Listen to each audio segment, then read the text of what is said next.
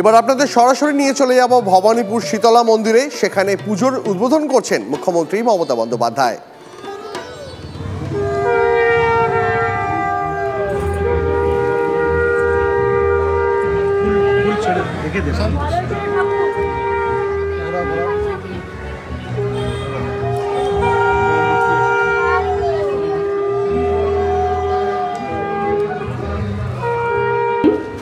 ওং সর্বমঙ্গলা ঠাকুর তো খুবই ভালো হয়েছে, চয়েস ইজ রিয়েলি এক্সেলেন্ট।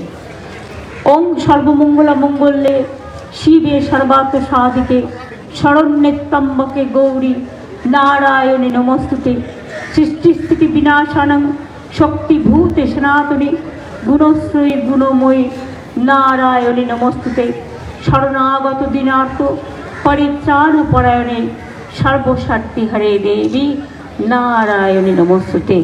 মাগো, সকলকে ভালো রেখো, সবাই ভালো থাকুন, সুস্থ থাকুন, শান্তিতে থাকুন। আজ আমার কলকাতায় অনেক পুজো উদ্বোধন আছে।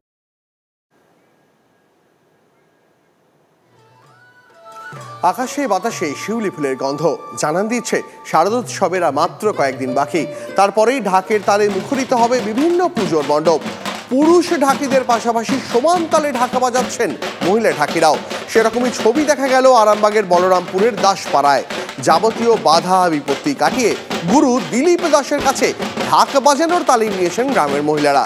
শুধু ঢাকা বাজানোই নয়, কলসি নিয়ে নানা ভঙ্গিমায় নাচও করছেন তারা। মায়ের পুজোয় সঙ্গী হবেন মেয়েরা, আর এই সমস্ত গ্রামগঞ্জের মেয়েরা ঢাকের তালিম দিচ্ছেন। শরতের বিকালে ঢাকের তালিম নদীর পাড়ে, আর এরাই যাবে শহরে বাজাতে।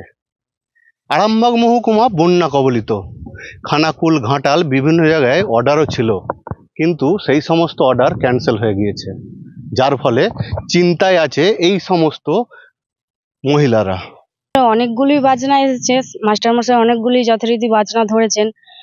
আমরা এদিকে যাব, শেওড়াপুলি যাব, ঘাটালের দিকে আছে যদিও, কিন্তু ঘাটালের পরিস্থিতি তো খুব একটা ভালো না।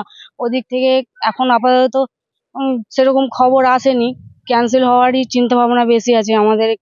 অনেক জায়গায় বাজনা ধরা ছিল, সেখান থেকে রিপোর্ট আসে যে বাজনা এবছর ক্যান্সেল হয়ে গেছে, অনেকেই ক্যান্সেল হয়ে গেছে।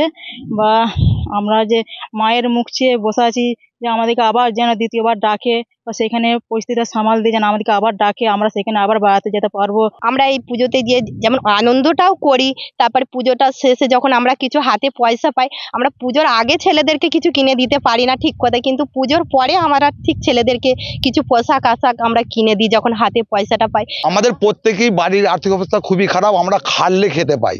আমাদের যে মেয়েরাই যে আগিয়ে এসে যে বাজাতে, ওরা প্রত্যেকেই মাঠে কাজ করে, ঠিক আছে, মাঠে কাজ করে, ঠিক আছে, এবার মাঠে কাজ করে, তার ফাঁকে এই যে এটা শিখেছে এটা বাজায়। এইভাবেই মায়ের পুজো হবে মেয়েদের হাতে। আরামবাগ থেকে ক্যামেরা মধুসূদনের সঙ্গে তন্ময় বৈরাগী, টিভি9 বাংলা।